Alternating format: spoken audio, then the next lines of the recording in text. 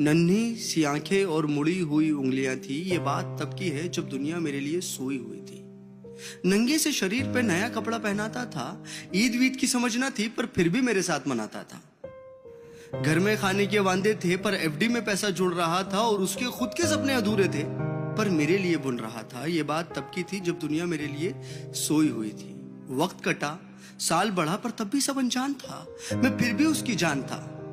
बिस्तर को गीला करना हो या फिर रातों को रोना, एक बाप ही था जिससे छीना मैंने उसका सोना था।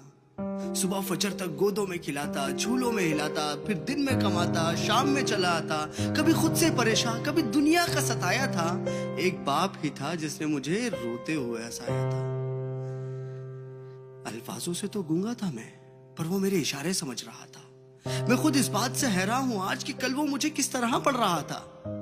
अब्बा तो छोड़ो यार, अभी आ भी निकला ना था पर वो मेरी हर फरमाइशों को पूरा कर रहा था और मैं भी उसके लाड प्यार में अब ढलने लगा था। घर से वो निकल ना जाए अब उसके कदमों पे नजरें रखने लगा था। और मुद्दे तो हजार थे बाजार में उसके पास, पर कब ढल जाएगा सूरज उसको इसका इंतजार था। और मैं भी दरवाजे की चौखट को ताकता रहता था।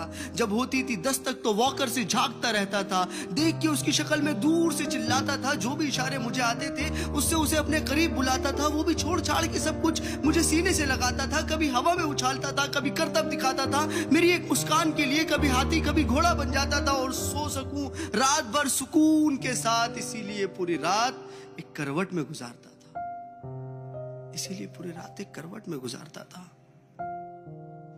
पर वो बचपन शायद अब सो चुका था और मैं जवानी की दहलीज में कदम रखने लगा था।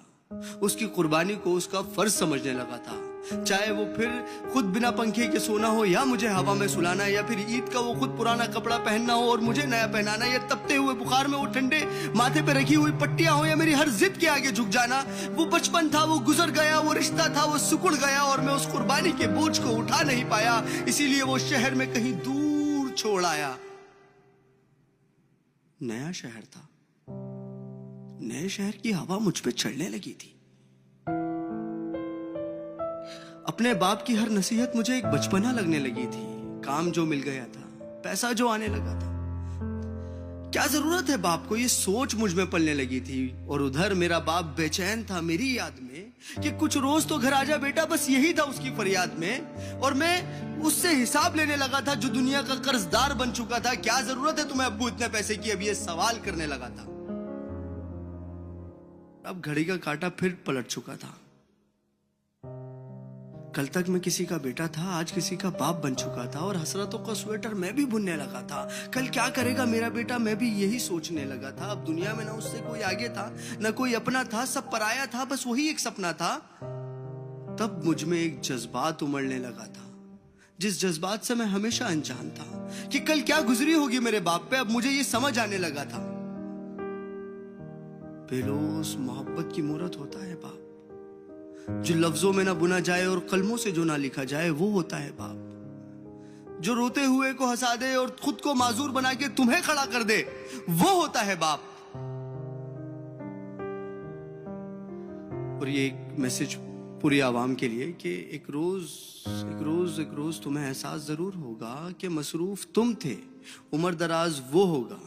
एक रोज तुम्हें एहसास जरूर होगा कि मसरूफ तुम थे, उम्र दराज वो होगा। जिसकी उंगली का सहारा पकड़ के चला करते थे आज वही छड़ी का तलबगार होगा। और जिसके सदके में जी रहे हो आज, कल वो ना रहे तो क्या होगा। पर अभी वक्त बचा है कुछ खास तुम्हारे पास, तब तक जब तक बाप का साया तुम्हारे साथ होगा। और जन्नत के तलबगार हो तो सीने से लगा लेना, क्योंकि वही कल जन्नत का सरदार होगा। सब गिले शिकवे मिटा के चिपक जाना उसको, क्योंकि आज तो बाप है पर वो कल तुम्हारे साथ ना होगा, वो कल तुम्हारे साथ ना होगा।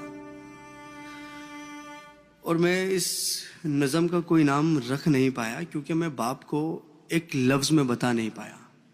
Thank you.